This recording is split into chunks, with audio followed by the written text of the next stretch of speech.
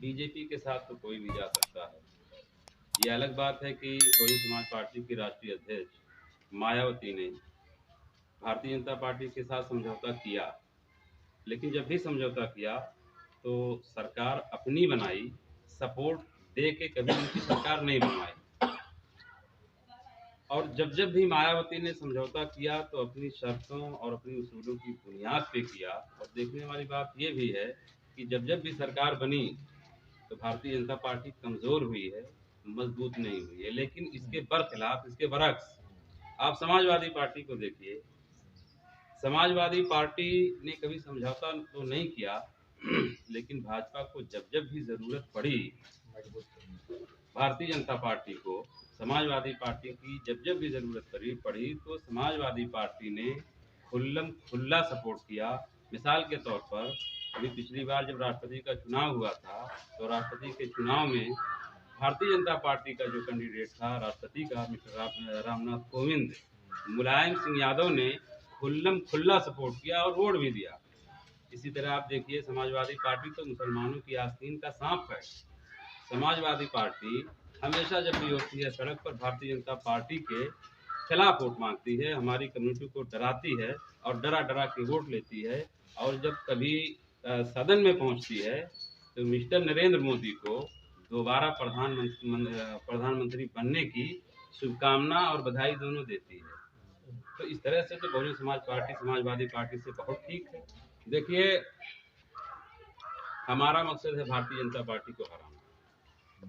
अब खलीलाबाद में जो दलगत स्थिति थी पिछली बार, उसके हिसाब से अगर किसी की पोजीशन देखी जाए तो बहुजन समाज पार्टी खलीलाबाद में हमेशा दूसरे नंबर पे रही है, बल्कि 4-6 हज़ार वोट से या 5,000 वोट से हारी है।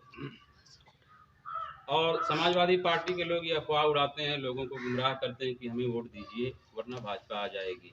लेकिन खास तौर से खलीलाबाद में भारतीय जनता पार्टी का जो पूरा टोला है वो अपना चेहरा बदल के समाजवादी पार्टी में आ गया है।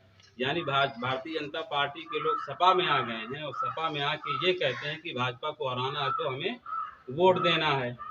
तो ये तो वही हुआ कि अगर हम सपा को वोट देते हैं तो भारतीय जनता पार्टी को वोट देना हुआ। और दूसरी बात, अगर फैलाबाद में भारतीय जनता पार्टी को हराना है तो आफताब आलम सबसे बेहतरीन और सबसे मजबूत कैंडिडेट है। समाजवादी पार्टी हमेशा चौथे नंबर पर रहती है।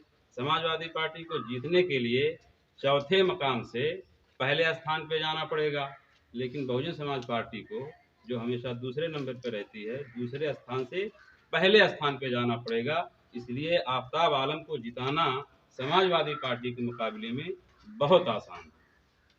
अब MIM में तो हमने 6-7 साल बड़ी मेहनत किया और ये सही बात है कि MIM में संत कबीर नगर में खास तौर से मैंने पूरी पार्टी को खड़ा किया और 7 सालों में मैंने बहुत पैसा लगाया, ये सोच के लगाया कि ये मिल्ली पार्टी है, मुसलमान इकट्ठा होंगे, अपनी सियासत होगी, अपनी क़यादत होगी और हमारा भी जिस तरह से नमाज में इमाम होता है उस तरह से हमारा एक इमाम होगा। लेकिन यहाँ मामला यह है कि खास तौर से यूपी में जो MIM के प्रदेश अध्यक्ष हैं, जो एक तरह से हमारे सियासी इमाम थे, अब नहीं हैं। तो शौकत अली जो इमाम की हैसियत रखते थे, सियासी इमाम की, तो ये समझिए कि उनकी हवा निकल गई। जिस तरह से इमाम नमाज पढ़ाता है, तो अगर उसकी हवा खुल जाए तो मुक्तदियों का ये फ़र्ज़ हो जाता है कि वो इमाम को हटा दें और दूसरा इमाम वहाँ कर दें। लेकिन अब यूपी में मामला ये है जनाब कि शौकत अली साहब, इनको ये मालूम है कि उनकी हवा निकल चुकी है, लेकिन वो इमामत के मुसल्ले से हटना नहीं चाहते। और यूपी में पूरे चैलेंज करता हूँ कि पूरे यूपी में इनके जो कार्यकर्ता हैं, जो ओहदेदारान हैं, इनकी किसी की हैसियत नहीं है कि शौकत अली को हटा दे। तो बहरहाल हम चूँकि जो है नेक नीयति से जुड़े थे, हमको ये मालूम पड़ गया कि अब ये इमामत करने के लायक नहीं है, इनके पीछे नमाज नहीं होगी, इसलिए हम